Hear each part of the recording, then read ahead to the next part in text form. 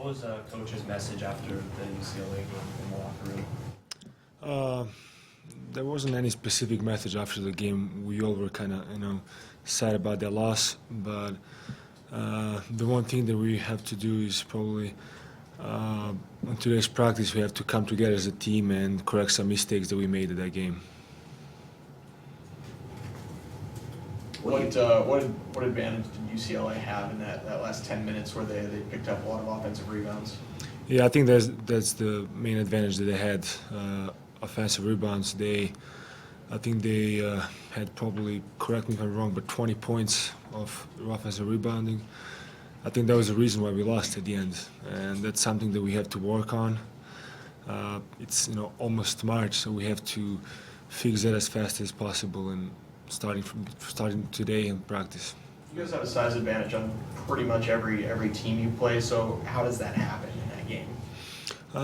It's not really it's not easy to explain how, but I think it's the whole team effort. We just didn't give 100%, and sometimes we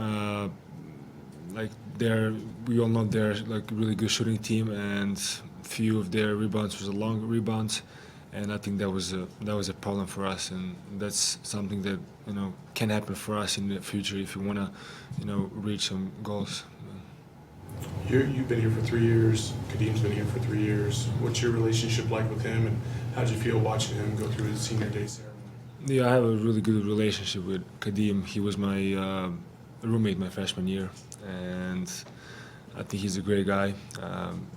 You all see how he improved from his first year till right now. I think he worked so hard to put himself in the position that he is today, and I'm really happy for Kadim. He's a perfect example of how hard work and dedication can take you to the highest possible level, and I think his future is bright. And the thing that I also like about him is right after the game when we lost, he just told us, guys, keep your heads up.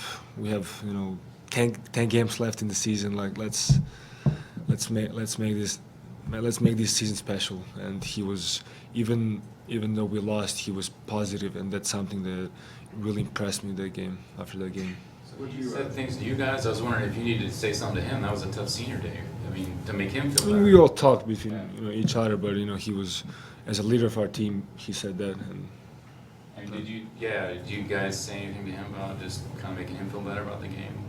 Yeah, sure. I mean, personally, I felt really bad because we lost, and it was his last game in McKale Center, and he probably wanted to finish, his career in McKale, in a better way. But, it is what it is. We have to, like I said, he was positive, and that should be our motivation for the whole team.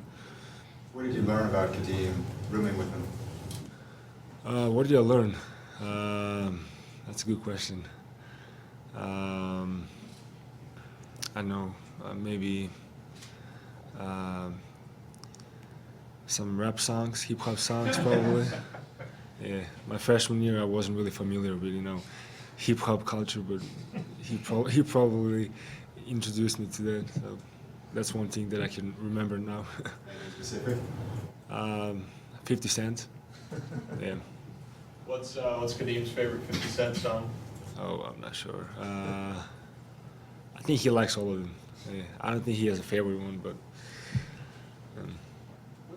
With the matchup with ASU on Saturday, how does it affect you? I mean, being as they play so much on the perimeter and they have big guys who go out there too, and is that what kind of challenge you think it'll be? I mean, we haven't had a chance to cover ASU yet. Today's our first practice after the game, and as I can remember, against the first time when we played them, they had like a lot of different lineups. They played small ball against us, and they had a few big guys. I think freshman big guys that they played against us, and we'll see after today's practice we have a better picture of what we're gonna play and stuff like that. With Lowry, I know Coach has talked about working him more on basket, but and also finding him in better positions to shoot. Do you think that's a lot of it, or do you sense? I mean, his perimeter shot's been off, maybe because grant some of the looks are tougher, but you see anything in him confidence-wise or fatigue-wise that's kind of as a freshman maybe that's. I think his confidence level is still right there high as always, but teams play better defense on him, and he just needs to adjust. And I think it's just a matter of time when he'll be back on where he was like 2 weeks ago, 3 weeks ago. So I don't think his confidence level is different than before. So how's your ankle? Do you feel like it's all the way better now, or are you still sore a little bit? A little sore, but it's pretty good. Yeah. Did you feel it at all this weekend, or are you did it affect anything movement-wise? Not really. Anything else from yourself? You figure this week, you've been around the block here a couple of times. As far as you got this week, it's kind of a half by, a little bit easier time-wise, and the postseason's coming up. How do you handle it? Is there anything you do different? I think it's a good thing that we have the whole week to prepare for ASU game. ASU is playing probably the best basketball of the season, and the thing that we have the whole week to prepare for them is gonna just help us play the game. It's gonna be a really tough game because they're playing really good basketball, and I think we will be ready for the game on Saturday. Did you have any family come visit you at all this season? I know you have in the past sometimes. Not this season. Yeah. What do you think about the atmosphere in Tempe for the Arizona ASU games? Those games are usually the most exciting games to play.